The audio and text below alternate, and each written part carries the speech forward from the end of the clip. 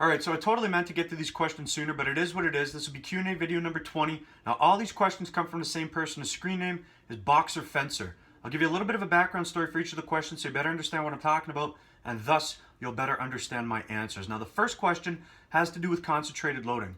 I posted a video in which I outlined a strategy designed to get you better in a very short period of time at an extension-oriented barbell lift like a squat or a bench press. The strategy was very simple. Practice the lift the way you normally would do it, but modify the way you do what you do so that you can also handle loads that exceed your current lifting capacities, as well as eliminating momentum so the muscles have to do the most amount of work to overcome the resistance. And the question was, how is it concentrated loading if you've included strength work, eccentric work, and paused work into the strategy? And the way it's still concentrated loading is because concentrated loading means increasing the frequency, intensity, and volume with which you train a specific lift or body part. Because you're just doing one exercise, modifying the way you're doing it, it's still concentrated loading. But if you don't want to call it that, the term specialization can be used interchangeably. So call it what you want to call it, but remember, a rose with any other name would smell just as sweet. So don't obsess over the terminology. It's still a very effective strategy.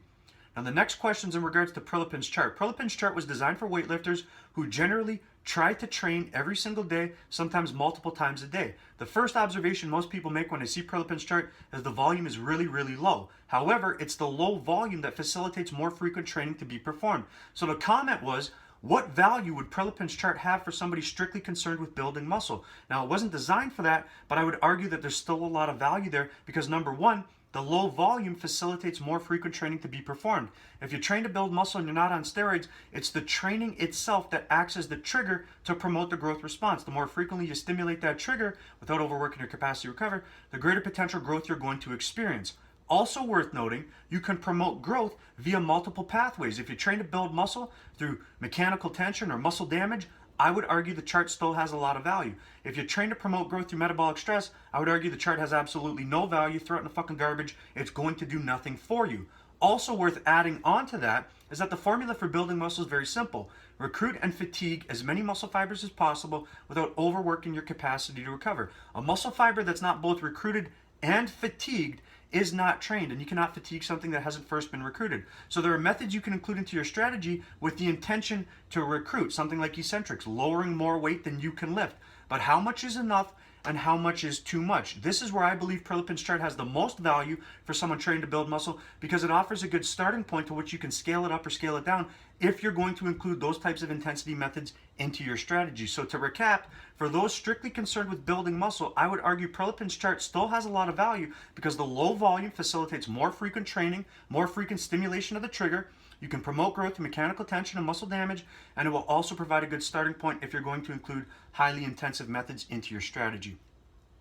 Now the next comment comes in response to a video in which I was talking about the incline press being a better front delt builder than the overhead press. My reasoning for it is the muscle that is stretched the most is generally recruited the most. You stretch the front delt to a greater degree on the incline than you do with an overhead press. Also, because the chest is contributing to a greater degree, you can use more weight. More weight combined with it going onto the muscle that's being recruited the most, greater potential growth response. However, full shoulder flexion consists of 120 degrees flexion of the humerus, 60 degrees rotation of the scapula. You do not achieve full shoulder flexion on the incline. And one of the comments was, I wouldn't completely discount the overhead press. And I want to add on to that, neither would I, because the overhead press offers things that the incline doesn't, and vice versa.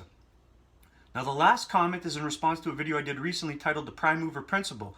Just because an exercise is designed to target a specific muscle or specific group of muscles doesn't mean that you will optimally. It comes down to how you do what you do. The first muscle to fire hard is the one that receives most of the attention and does most of the work. When you're doing a back exercise, if you keep your shoulders down and back, you're putting the muscles that you likely want to target most in a pre-shortened position, and you've limited their capacity to produce force. Force output determines how quickly you recruit the fast twitch fibers. So if you limit force output, you have to do more work to promote the same response. You're not getting the same return on investment. Now the comment was, I would imagine that keeping the shoulders down and back affects most the traps and the rhomboids and turns a row more into a lat exercise, but I'm saying that it doesn't. It affects the lats just as much because if the muscle that is stretched the most is recruited the most, how much can you stretch the lat when you keep your shoulders down and back and you're doing a row? Not very much. Now, this isn't to suggest that any of those muscles won't be working, but they won't be working optimally. You're not going to get an optimal or maximal return on investment. So it's important to understand this because it should influence the way you do what you do. Now, anybody else that asked a question that's not on the board, you just got to understand, I only got so much room on the board for the questions. I'll do the best I can to answer your questions to the best of my ability as soon as possible. For now, you like the information, share it, click the fucking button at the bottom of the screen you're looking at, subscribe to the channel, support me, and I'm going to keep on bringing it.